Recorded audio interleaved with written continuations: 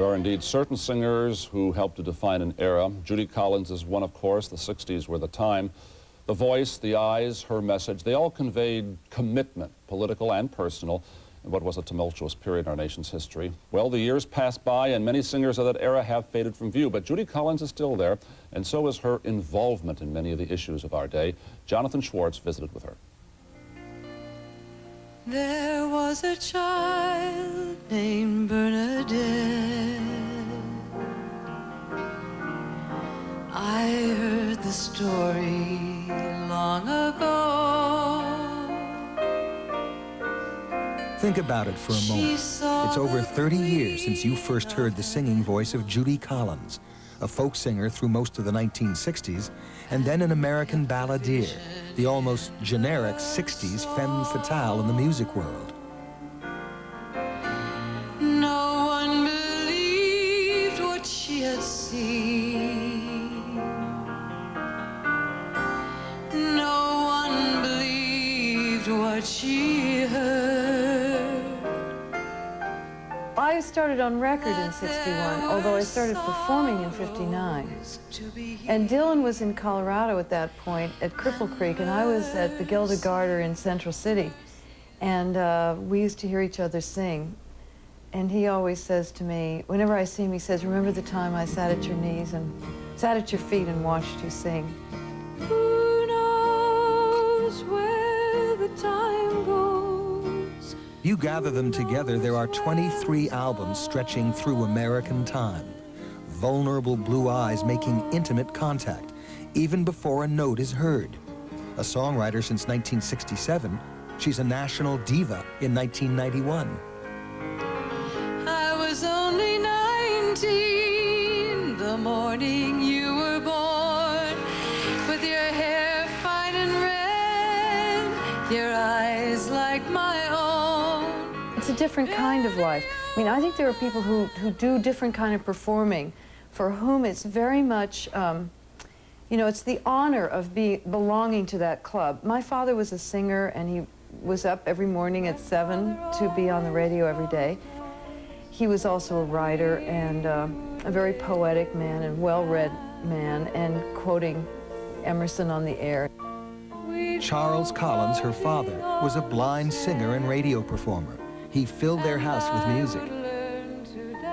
Whenever I sit down and start playing the piano and working an audience, it's a very, very different experience, very intimate. In a way, guitar somehow isn't quite, probably because I grew up singing and playing the piano.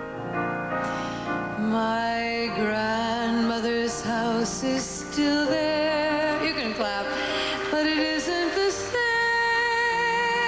A plain wooden cottage, a patch of brown lawn, and a fence that hangs bending and sighing in the Seattle rain.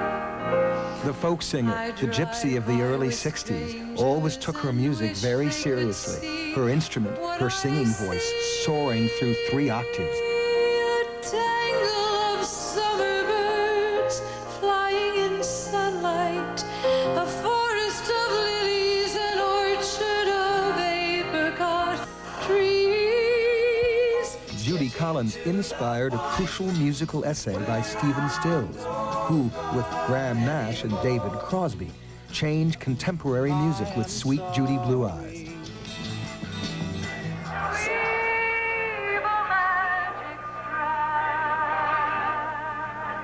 Her 60s politics were not cosmetic or opportunistic. She meant it. Do not fall into it, but rise above it and love. To everything turn, turn, turn. There is a season, turn, turn, turn. She still shows up at pro-choice and other feminist gatherings. You and that guitar speak for the decade of the 1960s. Yes, I mean, I see you in yeah. Washington in front of monuments. What was that about? Well, it still happens. I think it's because I came out of an activist family, out of a very democratically structured family. My father raised a lot of money for Salk when the vaccine was being developed. I can remember being put in an iron lung at 10 to demonstrate what an iron lung does in a fundraiser for the Salk vaccine. Pretty terrifying. Also because I happened to have the next year been in the hospital with polio myself, not in my lungs, but in my leg. So we were very, very involved in being a part of a social consciousness. A 1987 autobiography, Trust Your Heart, revealed some startling physical setbacks along the way, including bouts with tuberculosis, bulimia, and alcohol. Moons and Junes and Ferris wheels, the tizzy dancing way you feel when every fairy tale comes real. I've looked at love that way. One hit record. That's what every singer wants. But Judy Collins is out there with a handful, most notably, Amazing Grace.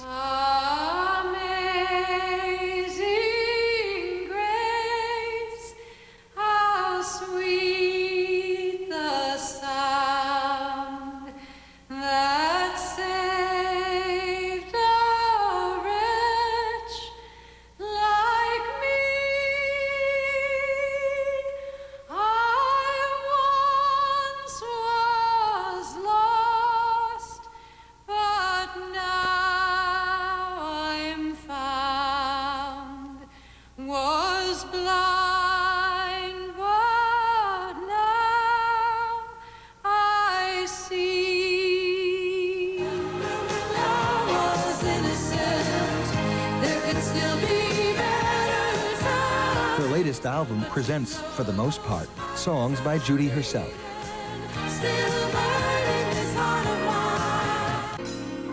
The stranger said, love, it can cry you a river. The sturdiest of the new songs is a moving anthem to courage called The Blizzard.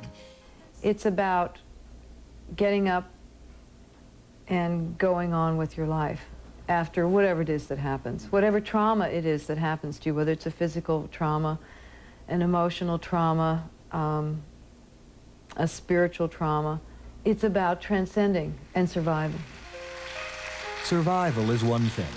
Moving on with anticipation is another. That is Judy Collins. Isn't it rich? Isn't it queer?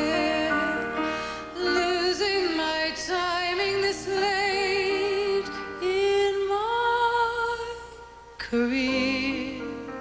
My effort has always been to find timeless songs about timeless issues, about life, love, and the pursuit of happiness, joy, and freedom. To be clouds. Well, maybe next year.